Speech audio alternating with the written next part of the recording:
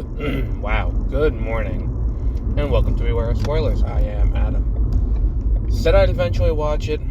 I've watched 2 episodes of it. I did not watch the 3rd episode, because I fell down a YouTube rabbit hole between episodes 2 and 3, and here we are. And I think that it's not an indictment to show that I fell on the YouTube rabbit hole instead of finishing the 3rd episode. It was just someone recommended something to me. Why am I acting ambiguous? It was, Peter recommended a YouTube series to me, and I sat and marathon that, and then fell down a John Oliver rabbit hole. And here we are. Played a lot of Sonic Adventure 2 last night, and also I also played a little bit of Battlefront 2. The 2005 one, and let me just say, number one, the fact that there is no mod for that game that will auto-map an Xbox controller to it is annoying, because I had to map it myself, so I'm sitting here, trying to, map the thing myself, and then there are buttons I'm missing and all of that, and it's I don't have aim assist, so whatever, I'll just deal with it. So you end up just throwing a lot of grenades, or eventually just using the Vanguard and just blowing people up with the rocket launcher. But I'm just what the fuck? Why is this so,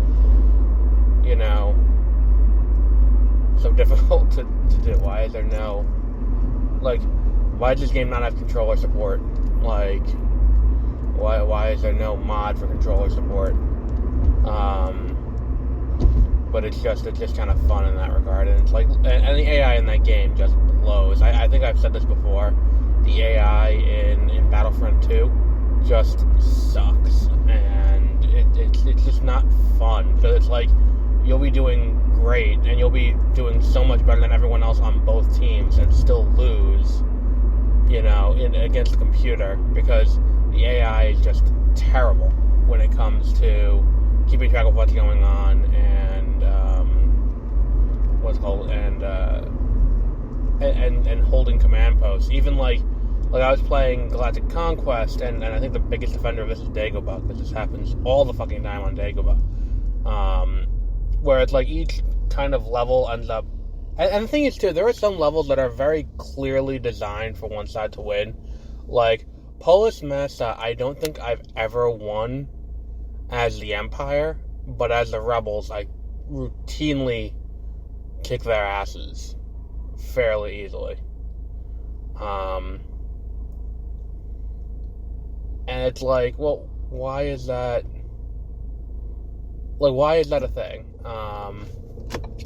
And it's because that first initial attack, they are so much you spawn in at that first command post. If you're gonna go and attack them directly, you spawn in so much farther away than they do, that they get a nice head start and can take that command post pretty easily, because they're already over there at the physical command post within range to take it by the time you get there to defend it. And it's they're already there and about halfway down, draining it out of your control. And it's well, look, if you're playing as the Rebels, which I was last night, you're oh, that's pretty cool, because I get this nice little head start, and I get, and then it's just defending the area. But, there's no other reason. And then, the whole thing with the, the battles in, Mustafar is a rough one, where it's the Rebels have all locations in the middle of the map that you have to defend all of them, and it's well, that doesn't really make sense now, does it? Because if anything, the Rebels would have the outside ones trying to come in and take from the Empire in the center, because that's where Vader's castle is. Well, it's 2005, so don't think about it too difficult. Don't think about it too hard, because we're still 10 years away from the sequels and all of that. But it is one of those things where it's you're stuck on the defensive basically the entire time, because they can flank you in 3 directions and you can kind of deal with it. It's just not. It's just a lot of that game is unbalanced. And the thing is, it doesn't help that the AI won't. The AI averages about nine kills a game.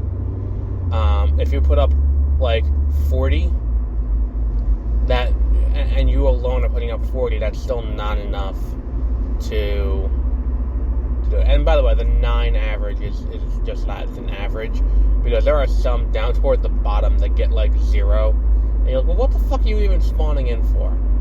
Like, what's the point of having the AI come up with characters that just don't do that?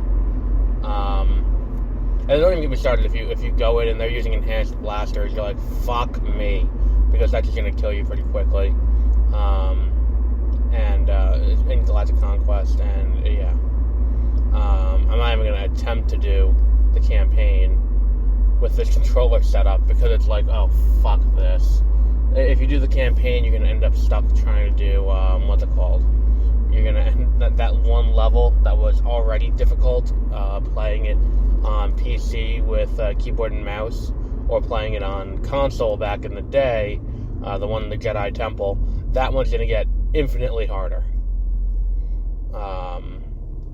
What else was there?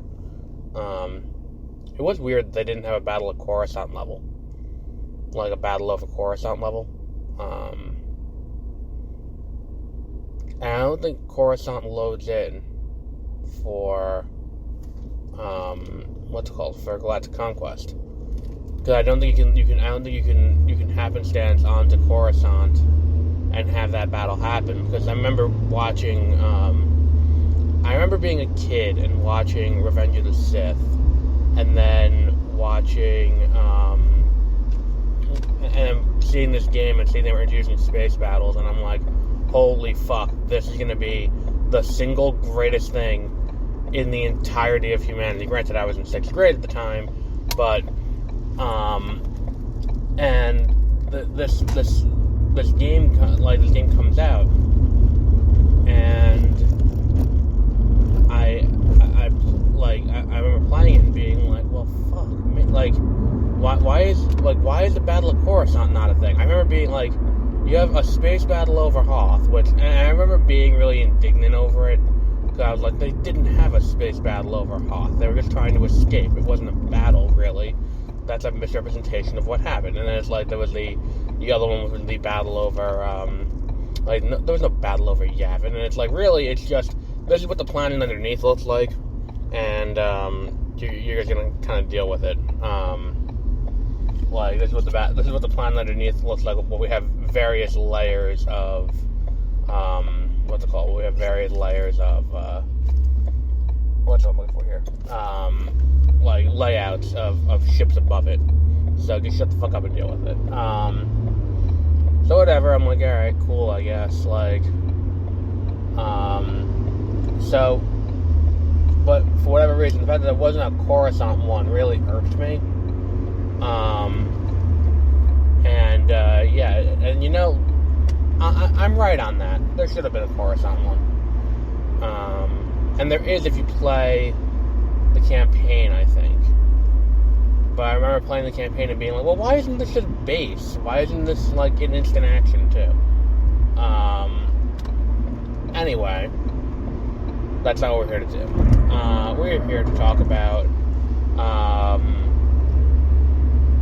and that level that was so hard, we were destroying the archives while being attacked by Jedi in the Jedi Temple. That not being the last level is so great. And it's such a great little lore thing. Anyway, the Peripheral. I say 10 minutes in. I could also talk about how I played Sonic Adventure 2 last night. That did work well with a controller. But yeah, so the Peripheral. I'm digging the show. It's an interesting idea. This idea that, you know, and I feel like my problem across 2 episodes is that the show represents itself to be one thing, but doesn't reveal itself to be something entirely different. until about until about 2/3 of the way through the first episode. And I'm like, well, it's not really a twist if you're just not giving me all the information. And there's no reason why we can't have all the information, the audience. Like, that kind of twist has to either come way earlier or way later. Like, it can't come, like, it can't come at that point in the episode, where it's gotta be, like, you know, like, out of the gate, when she gets the headset, like, oh, by the way, this is a new type of thing where we're transporting your consciousness 70 years in the future, or it's one of those things where it's like, okay, so, you know, you thought that this was all, you know, just virtual reality. It's not. We're sending you into the future. And that would have been an interesting kind of idea. Like, the idea of something like that where it's like, oh, all of these things that are happening are actually happening. Is a very interesting idea for virtual reality, and something you don't really see. It's just, I kind of wish that they had done a better job of laying it out in the context of this story, or this adaptation. I haven't read the book. I don't know if the book has a similar, like, issue when it comes to putting, revealing that information at a weird time. Or you could do it toward the middle, too, and be like, okay, we're reworking, you know, your working logic of this, and doing, like, a twist. That works, too, but I just feel like toward the end of the first episode is not the time to reveal that. You want to reveal that, or even, like, you know, was it the beginning of the second episode? They blur together. See, here's why I don't like watching multiple episodes in one night, because I blur together which happens when. And I feel like that reveal works better the earlier or later it happens. If it happens toward the middle, I don't think it works as well. Because later you get to have the revelation that, like, oh shit, I'm doing something that's having actual repercussions, and it's not just bullshit in the virtual world. Or if it happens earlier, you can be like, okay, I'm consciously going to make a decision that I'm going to do this that will have this impact in the world in the future. And it's an interesting, you know, it is something that needs to be unpacked within the context of this world. Like, I don't think they do enough, really, to showcase, you know, what's going on, like, what had to happen. This asshole in the U-Haul. So, I don't think enough really was done to make it feel like this is and I don't think enough is done to really show her making her change decision, because, like, she gets the medication to heal her mom, or cure her mom, and it's like, at that point, like, if she really doesn't want to do it, it's like, alright, I'm out. And it's like, look, I know at this point, like, you have to do that, so that way you have something where it's like, they're gonna kill her, and they're gonna kill her family because she saw something in the future. But I think part of the problem is, like, if they just let it ride, and we're just like, look, she's from 70 years in the past, she doesn't know what the fuck she saw. Like, what the fuck's she gonna do? Who is she gonna tell? What are they gonna do? Like, all that kind of stuff, it's like, I feel like it takes away some of the stakes, because it's like, the smart plan is to just ignore it and hope it goes away to an extent. Like, do we need to sit here and track her down and have her killed? Because my thing is, there's no information given to her that could be damaging to anyone. Nothing that's been said or explained or seen can be used to harm anyone in the future, because, again, you're 70 years removed. And look, maybe she is in her mid-20s. I think that's what she's supposed to be. So, like, if you're saying that this woman, when she's 95, is going to, you know, be like, hey, wait a minute, I recognize this. It's a bit of a stretch, and it's not something I would have gone with. It's one of those things where, like, it's certainly a choice, but not necessarily a good choice. There are definitely better options that could have been made to get to a similar story outcome. And again, I'm criticizing the show. I don't have the context of the book. I don't understand. I haven't read the book. I don't know what the books have done. To maybe the books handled this better than the show did. But either way, if the book did it too, then I'm gonna stick with the same issue. There is the same issue, book or show. Because I feel like that is something that probably is common in the book too, where it's like, well, if the conflict is derived from them in the future not wanting her to be able to talk about what she saw, it's like, well, how would anyone be able to tell? Like, for lack of a better word.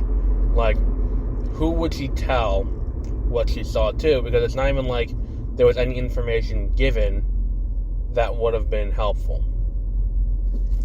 Like, looking at what it is, it's like, well, the fuck is this? Like, it's just kind of, like, the basis of the conflict I have an innate problem with, because it's not something that they should be taking this, I don't want to say seriously, but it's not something that they should be dealing with this, urgently, where it's like, look, did the future change? No? We're good then. Like, oh, how's she gonna stop us? We killed her avatar. Like, maybe she won't come back. If she comes back, then we'll kill her. Like, it seems easier to just, like, if what she needs to do is to just play whack-a-mole on these peripherals, and if they need to have control over what is, like, and if they need to have an understanding about, like, where she's coming from or what she's doing, then it seems like the path of least resistance on this is to just, wait for her to come back and then just keep knocking out the peripherals as they come. Like, it seems like the easiest way to do it, if you ask me, without having to go like, oh, well, we have to put out a hit on her in the past, so that way she can, get her, she can get killed there, and we don't have to worry about it. It's all just kind of a little too silly for me, that it's like, the conflict is not framed properly, where it's like, well, how urgent is this? So we'll wrap up there for today. So, N.K. Jemison's latest book came out today. Sequel to The City We Became. I forgot what it's called off the top of my head. I have it downloaded. I am going to start listening to it today. I will see how far I get through it. Tomorrow, I will almost certainly have it done. So we can move into a review of that. So we'll wrap up there for today. We'll be back with that later this week. So until then, have a great rest of your week.